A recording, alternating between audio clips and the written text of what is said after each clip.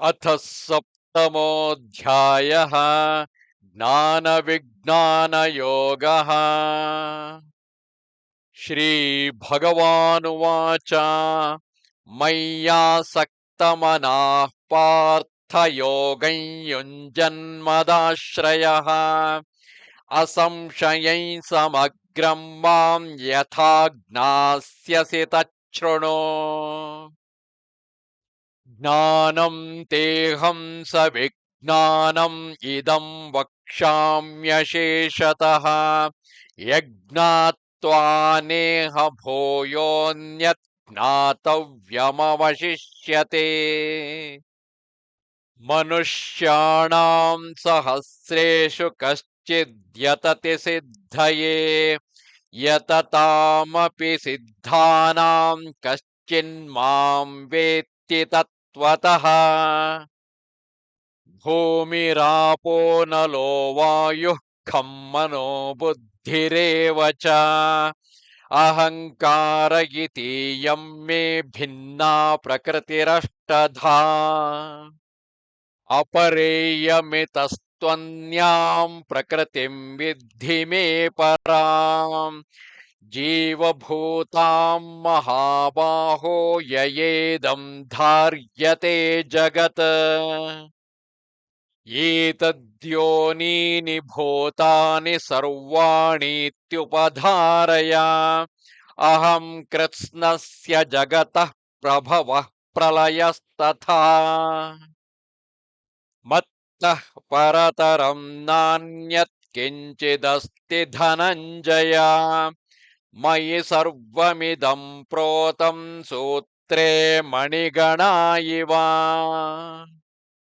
रसोऽहमप्सु कौन्तेय प्रभास्मि शशिसूर्ययोः प्रणवः सर्ववेदेषु शब्दः खे पौरुषं नृषु। पुण्यो गन्धः पृथिव्यां च तेजश्चास्मि विभावसौ जीवनं सर्वभूतेषु तपश्चास्मि तपस्विषु। बीजं मां सर्वभूतानां विद्धिः पार्थ सनातनम् बुद्धिर्बुद्धिमतामस्मि तेजस्तेजस्विनामहम्। बलं बलवतां चाहं कामरागविवर्जितं धर्माविरुद्धो भूतेषु कामोऽस्मि भरतर्षभ। ये चैव सात्विका भावाः राजसास्तामसाश्च ये मत्त एवेति तान् विद्धि न त्वहं तेषु ते मयि। त्रिभिर्गुणमयैर्भावैः एभिः सर्वमिदं जगत् मोहितं नाभिजानाति मामेभ्यः परमव्ययम्। दैवी ह्येषा गुणमयी मम माया दुरत्यया मामेव ये प्रपद्यन्ते मायामेतां तरन्ति ते। न मां दुष्कृतिनो मूढाः प्रपद्यन्ते नराधमाः माययापहृतज्ञानाः आसुरं भावमाश्रिताः। चतुर्विधा भजन्ते मां जनाः सुकृतिनोऽर्जुन आर्तो जिज्ञासुरर्थार्थी ज्ञानी च भरतर्षभ। तेषां ज्ञानी नित्ययुक्तः एकभक्तिर्विशिष्यते प्रियो हि ज्ञानिनोत्यर्थम् अहं स च मम प्रियः। उदाराः सर्व एवैते ज्ञानी त्वात्म्यैव मे मतम् अस्थितः स हि युक्तात्मा मामेवानुत्तमं गतिम्।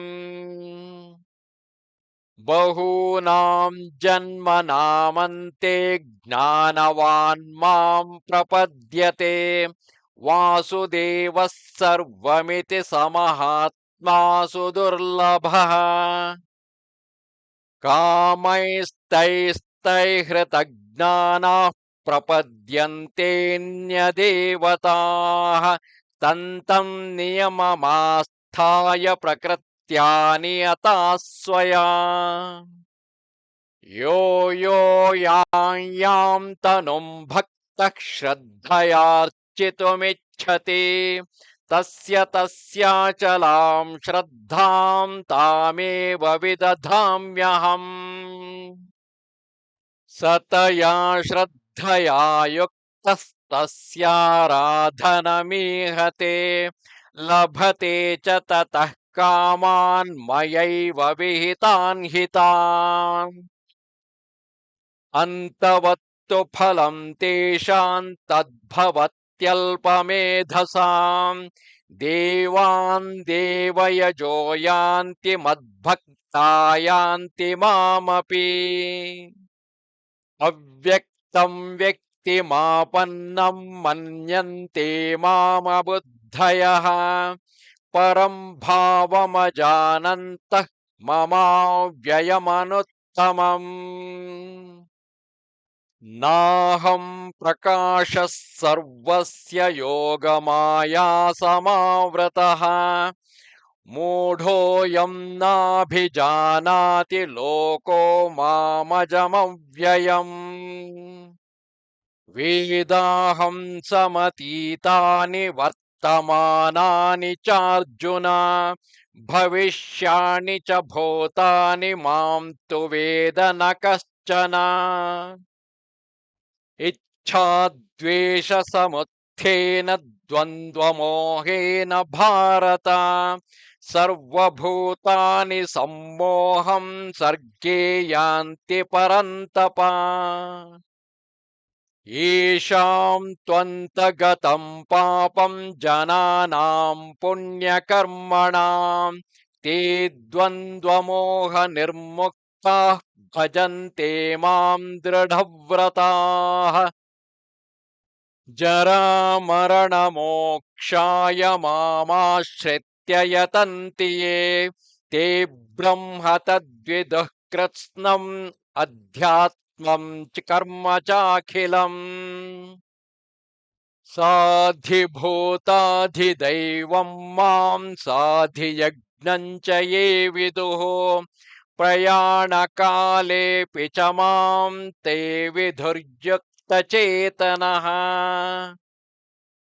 ॐ तत्सदिति श्रीमद्भगवद्गीतासु उपनिषत्सु ब्रह्मविद्यायां योगशास्त्रे श्रीकृष्णार्जुनसंवादे ज्ञानविज्ञानयोगो नाम 7मोऽध्यायः।